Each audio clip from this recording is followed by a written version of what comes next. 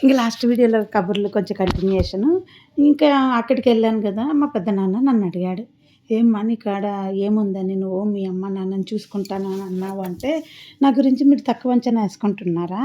చెప్పండి అనేసి, "ఏముంది మా నాన్నకొచ్చేదే 8,000 వడ్డీ వస్తది. నేనిచ్చిన 2,00,000, 2,00,000 ఇచ్చినాను నేను."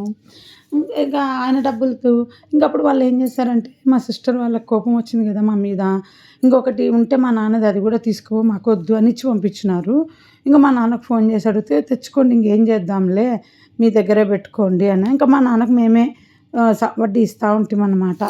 సో, ఇంకా ఆ వడ్డీ ఇస్తాను కదా! ఇంగ ఇల్లు రెంట్ నేను ఫ్రీగా ఇస్తిని గదా! ఇంగ ఏముంది సామాన్లన్నీ సెట్ చేసేస్తాము. ఇద్దరు బతకడానికి పుట్టపర్తిలో 8,000 సరిపోదా అని లెక్కలేసిన. బట్ నేనప్పుడు మా అమ్మకు ఒక చిన్న ఒక టిప్ ఇచ్చింటి. ఒకవేళ మీ దగ్గరున్న డబ్బు సరిపోలేదు అనుకోండి, ఒక మా చెల్లింటికెళ్ళిపోండి ఒక వారం రోజులు ఉండండి అక్కడ. అప్పుడు నెలలో 3 వారాలే గదా! మీరు యాక్చువల్‌గా ఎప్పుడూ మా ఇళ్ళల్లో తిరుగుతూనే ఉంటారు గదా మీరు. అప్పుడు గూడా అట్లా తిరగండి. మీకు రిలాక్స్‌గా ఉంటది. ఏముంది మీరు సీనియర్ సిటిజన్స్. మీకు పెద్ద ఛార్జీలేముండవు. అట్లా ఒక నెలలో ఒక 4 రోజులో, 5 రోజుల్లో ఎళ్ళిపోండి. ఇంగ బాబా దాంట్లో తింటుంటారు. అక్కడ చీప్ అండ్ బెస్ట్ ఇంగ అంతకంటే ఏముందని ఐడియా ఇచ్చాననమాట. అలా.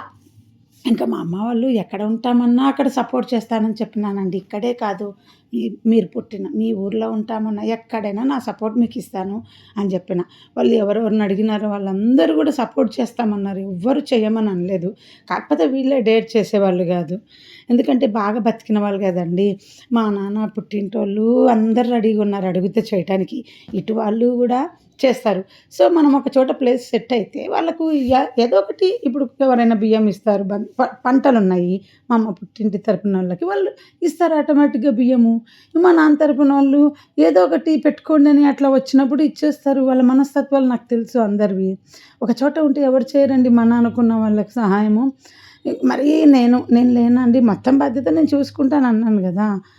అట్లాగా అనేసి మా పెద్దనాన్న అడిగాడు. "నీకేం ధైర్యం ఉంది" అనేసి అని. మొత్తం ఎక్స్‌ప్లెయిన్ చేసిన. ఎవ్వరికీ తగ్గేదాన్ని గాదు. ఎవరు సంతోషపడినారో, ఎవరు బాధపడినారో నాకు తెలీదు గానీ, ఇలా ఏ కూతురు డేర్ చేయదు గదండీ!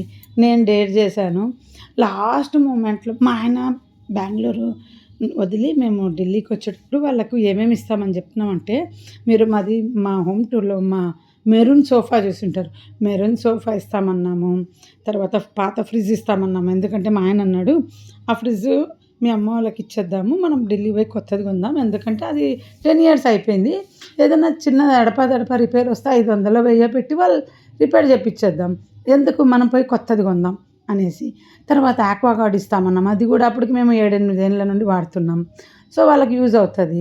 ఇన్వర్టర్ ఉండింది. అది ఇచ్చేద్దామన్నాడు. వాళ్ళకి యూజ్ అవుతది. కంఫర్ట్‌గా ఉండాలి గదా! మా దగ్గర కూలర్ గూడా ఇస్తామని చెప్పినామనమాట. ఇంకా ఇంటి సామానంతా మా కజిన్ పాపం మా దగ్గరున్నాయి చూడే సామాను, స్టీల్ చాలా ఉంది తీసుకో ఇస్తా అంటే, అయ్యో! మా అక్క చెల్లెల దగ్గరే మస్తుగుంది. మా అమ్మ సామానే మస్తుగుంది. సో, అవసరమే లేదు అన్నీ ఉన్నాయి మేము చూసుకుంటాము అని కూడా చెప్పినామనమాట. ఇంకా అమ్మది పెద్ద ఫ్యామిలీ కదా! యాక్చువల్‌గా ప్రాబ్లమ్ వల్ల ఇంకా ఊరొదిలేసి హైదరాబాద్‌కి రావాల్సొచ్చింది. ఏమంటే అంత ప్రాబ్లమ్స్ వచ్చినప్పుడు మా బ్రదర్ ఏం చేశాడంటే నాకు ఫోన్ చేశాడింకా. అంతా అయిపోయింది ఇంకేం లేదు జీవితం అని. అప్పుడు ఉట్టి సూట్‌కేస్ తీసుకొని మా ఇంటికొచ్చేయి మేము ఏదో ఒకటి సెటిల్ చేస్తామని చెప్పామనమాట. అప్పుడు మా ఆయన పర్మిషన్ కూడా తీసుకోలే నేను. ఇంగ నా చిన్నది పుట్టలేదు. చిన్నది పుట్టడానికి 1 ఇయర్ ముందు అదే హైదరాబాద్ ఇల్లు కట్టినాక. అప్పుడు వెంటనే మా అన్నకు పిలిచినాము వచ్చినాడు. ఇంకా చూడండి బాగా డబ్బులున్న వాళ్ళు ఏదో మిగులుతాదని పోరాడారు. అంతా పోయిందింకా. ఏంటంటే అందరూ పెద్దింటోళ్ళు ఎలా లాసో మా ఫ్యామిలీ అలాగే లాస్ అయినది. కాకపోతే ఎవ్వరికీ మోసం చేయలే. రూపాయి గూడా మోసం చేయలే. ఉన్నదంతా సెటిల్ చేసేసుకున్నారు. ఇంకా కూతురుగా నేను ఎంతో కొంత మా అమ్మ గూడా వాళ్ళ పుట్టింటోళ్ళకి ఇలాగే ఇంట్లో పెట్టుకొని వాళ్ళ లైఫ్ సెటిల్ అవ్వడానికి మా అమ్మ, నాన్న హెల్ప్ చేశారనమాట. సో, నాకు అదే జీన్స్ వచ్చింది. సో, మా బ్రదర్‌ని రమ్మన్నా వచ్చినాడు. ఇంకా మా ఆయన ఏదో ఒకటి ఇప్పించండి మా బ్రదర్‌కి జాబు అకౌంట్స్ ఏదో ఒకటి చేసుకుంటాడు. 1500 ఎంతో అని అంటే అప్పట్లో లేదా మా ఆయన తిట్టినాడు. "నీకేమన్నా పిచ్చా?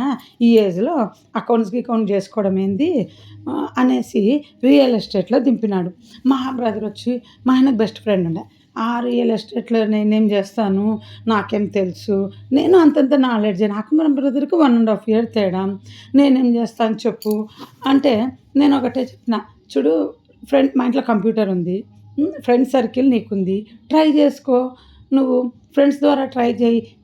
వాళ్ళేందంటే 1 మంతు ట్రై జేయమన్నారు. సా చేస్తే ఇస్తామన్నారు. ఫ్రీ సర్వీస్ లాగా. ఏదన్నా సేల్ జేస్తే.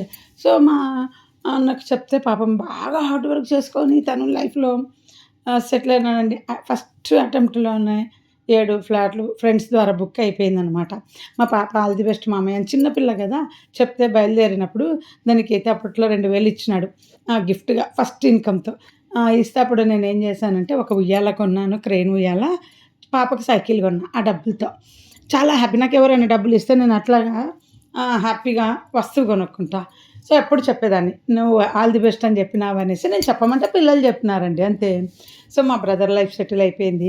ఇంక మా ఇంట్లోనే ఉండడం ఎందుకనేసి మా బ్రదర్ ఏం చేసాడంటే రూమ్‌కెళ్ళిపోయినాడు. షిఫ్ట్ అయిపోయాడు 1 ఇయర్ తర్వాత. వేరే వాళ్ళు వీళ్ళ ఇంట్లో ఉండొద్దు. ఇంకా రూమ్‌కెళ్ళిపో అంటే ఇంక మా ఆయన ఢిల్లీ ట్రైనింగ్‌కి పోయిండే. మా ఆయన రాకముందే పొద్దున మా ఆయన వచ్చాక ఒక్క మాట కూడా అనలే నాకు చెప్పకుండా పోయినాడే అనేసి. ఆయన లైఫ్ ఆయన సెటిల్ అయిపోయింది గదా!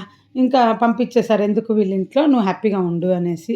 అది వాళ్ళ పర్సనల్. మనం చెప్పకూడదేమి. కాకపోతే నేను మా ఇంట్లో ఉన్నప్పుడు నెలకు 1500 లెక్క ఇప్పించుకున్నానండి. ఎందుకంటే రేపొద్దున మా భార్యాభర్తల మధ్యన ఏదన్నా గొడవ వచ్చిందనుకోండి, ఏమవుతది మీ బ్రదర్‌ని నేను చూడలేదా అంటారు. మా ఇంటి లెక్క ప్రకారము మా బ్రదర్ నెట్ తనే కట్టుకునేవాడు.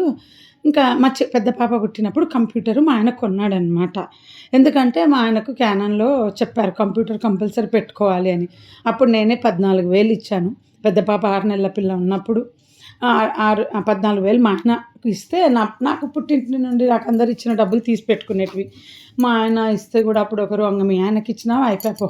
ఇంగ నీ డబ్బులొచ్చినట్టే, గంగలో పోసినట్టే" అన్నట్టు మాట్లాడినారు.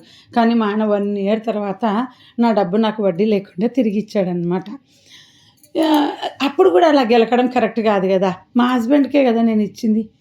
నేను మా ఆయనని ఇంక వాళ్ళన్నారనేసి వెంటబడి ఇప్పించుకున్నా. నేను అట్లా అన్నప్పుడు నాకు భయమేస్తది ఎవరన్నా. నా డబ్బు నాకిచ్చేయి మళ్ళీ ఇస్తానన్నావు గదా! అంటే ఇచ్చేశారు. ఇంక భగవంతుడు గూడా మేము మా బ్రదర్‌కి చూసుకోవటం వల్ల, మా బ్రదర్ ద్వారా కమిషన్ 1,00,000 వచ్చినాయండి. మాకు గూడా రియల్ ఎస్టేట్ వాళ్ళకి వీళ్ళకి చెప్పి ఇప్పించడం వల్ల. సో, మా హైదరాబాద్ ఇంటి మీద 1,00,000 మా ఆయన ఫ్రెండ్ ఒకతనండి రూపాయి వడ్డీ లేకుండా ఇల్లు కట్టినప్పుడు ఇచ్చాడు. అతనికి మేము సంవత్సరము తర్వాత తిరిగిచ్చినాం. చూడండి మా బ్రదర్‌ని పెట్టుకోవటం వల్ల మాకు గూడా దేవుడు మంచే చేశాడు. అవునా? లేకపోతే మాకు 1,00,000 ఎక్కడి నుండి వచ్చేదండి? 9,00,000 ఇల్లు మీద 7 అనుకుంటే అది 9కెళ్ళిపోయిందనమాట. అతను పాపము ఏమి ఒక్క రూపాయి వడ్డీ అడగలేదండి. చాలా హ్యాపీ. పరోక్షంగా మాకు మా బ్రదరు హెల్ప్ చేసినట్టే గదా! అయితే మేము స్వార్థంతో చేయలేదు. న్యాచురల్‌గా చేశాం. బాయ్.